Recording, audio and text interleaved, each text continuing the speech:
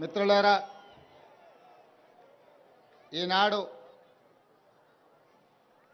మీ అభిమాన నాయకురాలు మా ఇంటి ఆడపడుచు ధనసరి అనసూయ సీతక్క గారి నేతృత్వంలో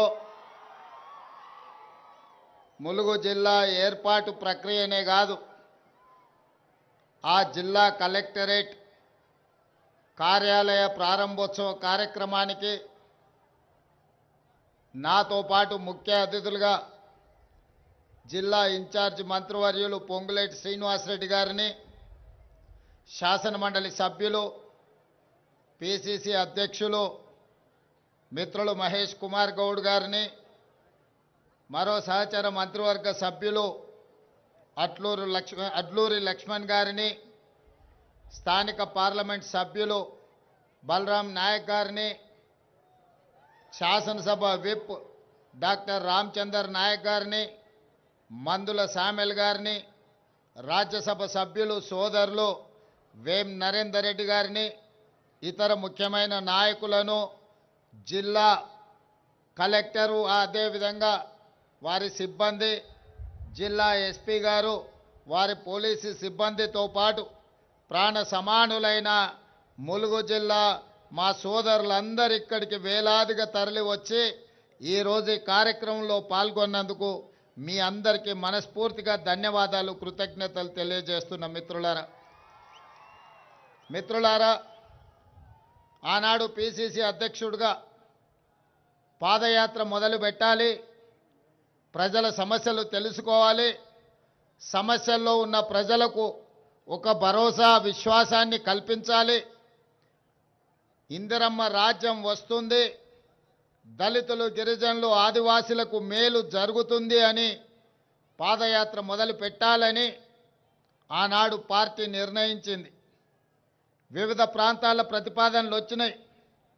తూర్పున ఆదిలాబాదు భద్రాచలం కానీ, లేకపోతే నా సొంత జిల్లా అలంపూర్ అచ్చంపేట కానీ వివిధ ప్రాంతాల నుంచి పాదయాత్ర మొదలు పెట్టాలని ఎంతోమంది అభిమానంతో సూచన చేసినా మేమందరం నిర్ణయించుకొని వేం నరేందర్ రెడ్డి గారు ఇతర నాయకులు అందరం కూర్చొని సమాలోచన చేసి మన ఇంటి ఆడపడుచైన సీతక్క ములుగు సమ్మక్క సారలమ్మ ఆశీర్వాదం తీసుకొని ఈ ప్రాంతం నుంచి పాదయాత్ర మొదలు పెడితే ఇక మనకు తిరుగు ఉండదు, తప్పకుండా పేదల రాజ్యం వస్తుందని ఆనాడు పెద్దలు సూచించడంతో ఈ జిల్లా ఈ ప్రాంతంలోనే పోరాటానికి పౌరుషానికి మారు పేరైన సమ్మక్క సారలమ్మను దర్శించుకొని అక్కడి నుంచే మొట్టమొదటి అడుగు పాదయాత్రని ఇక్కడి నుంచే మొదలు పెట్టడం జరిగింది.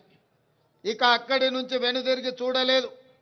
రాష్ట్రం నలుమూలలా ప్రజల దగ్గరికి వెళ్ళినాం, ప్రతి గూడానికి ప్రతి గుండెకు చేరినాం, ప్రతి తలుపు తట్టినాం, ప్రతి పేదవాడిని కలిసినాం, వాళ్ళ సమస్యలు తెలుసుకున్నాం, వాళ్ళ సమస్యలకు పరిష్కారం ఇస్తామనే ఒక భరోసాను కల్పించినాం.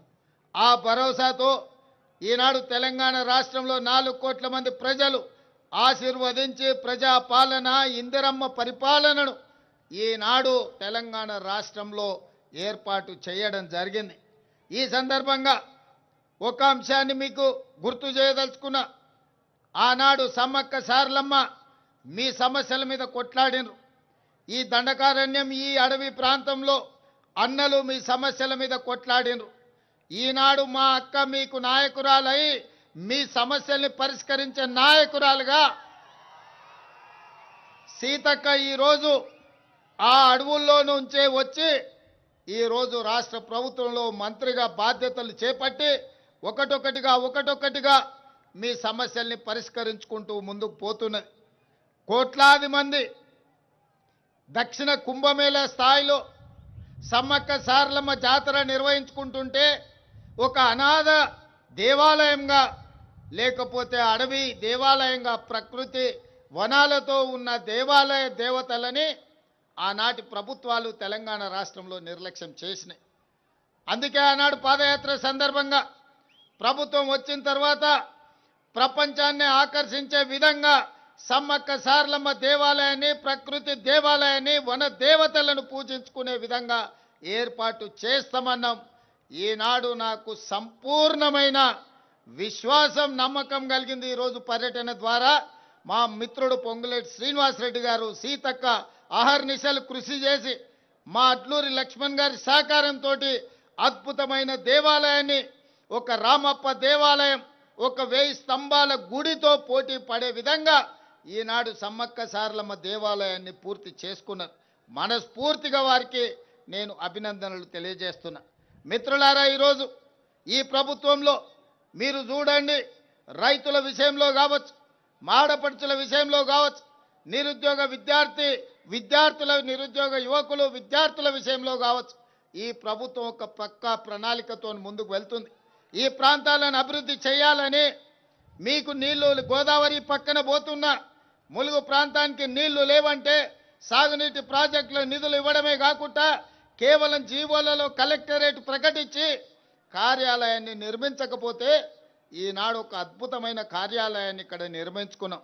మా సీతకి ఇంతకుముందే నాకు విజ్ఞప్తి చేసింది, ఈ పక్కనే ఎస్పీ కార్యాలయాన్ని, అదేవిధంగా కోర్టు భవనాలను కూడా నిర్మించుకోవాలని. 100% ఈ కార్యక్రమాలన్నిటిని కూడా తొందరలోనే చేపడతామని చెప్పి ఈరోజు నేను మీకు చెప్పదలుచుకున్నా.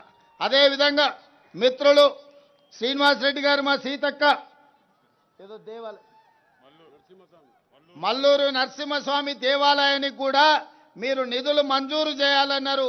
తప్పకుండా మల్లూరు దేవాలయానికి తొందరలోనే నిధులు మంజూరు చేస్తా. అదేవిధంగా జంపన్న వాగు, సమ్మక్క సారలమ్మ జాతరకి ఎంత ప్రాధాన్యత ఉందో జంపన్న వాగుకు అంతకంటే ప్రాధాన్యత ఉన్నది. ఈనాడు జంపన్న వాగులో చెక్ డ్యాములు కానీ, లేకపోతే ఇక్కడ ఘాట్లు కట్టడం ద్వారా స్నానాలకు భక్తులకు ఏర్పాటు చేయాల్సిన అవసరం ఉన్నది. అందుకే జంపన్న వాగు మీద సాగునీరు విధంగా, అదేవిధంగా ఇక్కడికి వచ్చే భక్తులకు సౌకర్యాల కోసం జంపన్న వాగును కూడా 100% అభివృద్ధి చేస్తామని చెప్పి ఈ సందర్భంగా మీకు అందరికీ తెలియజేస్తున్నా. ఇదే కాకుండా ఈ ప్రాంతానికి సాగునీరు ఎంతో అవసరం. ఈ ప్రాంతంలో ఉన్న ఆదివాసీ బిడ్డలు కష్టానికి మారు పేరు. మరి మీ కష్టాలను తీర్చాలంటే మీకు సాగునీరును అందించాలి.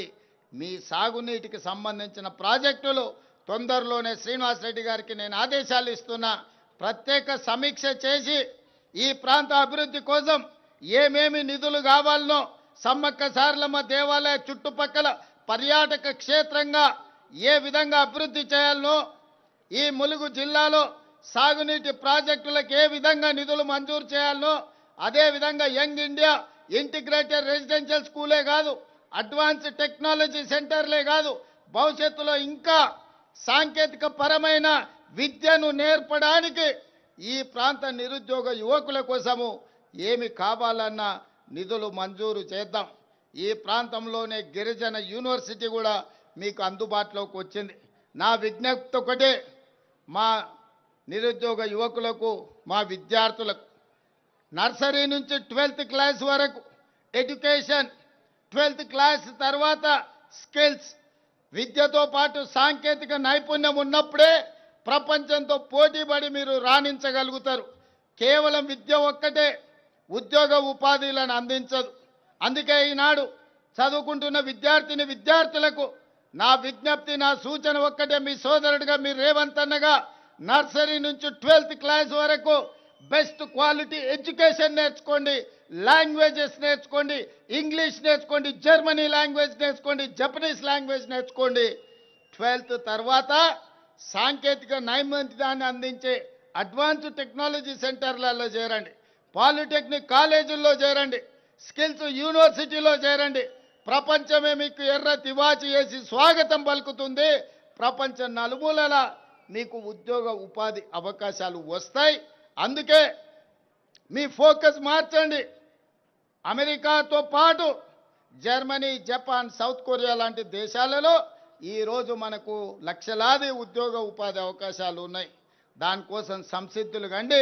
మీకు జర్మనీ, జపానీస్, కొరియన్ లాంగ్వేజ్ నేర్పించడానికి మన ప్రభుత్వం సంపూర్ణంగా ప్రయత్నం చేస్తుంది. అదేవిధంగా మా అక్కలు, మా ఆడబిడ్డలు ఎక్కడ చూసినా దసరా పండుగ నాడు పాలపిట్ట లెక్క కనిపిస్తురుగో బ్లూ కలర్ చీరలు కట్టుకొని. అవునా అక్క? ఎనడన్నా ఈడికొచ్చిన వేల మంది మా ఆడ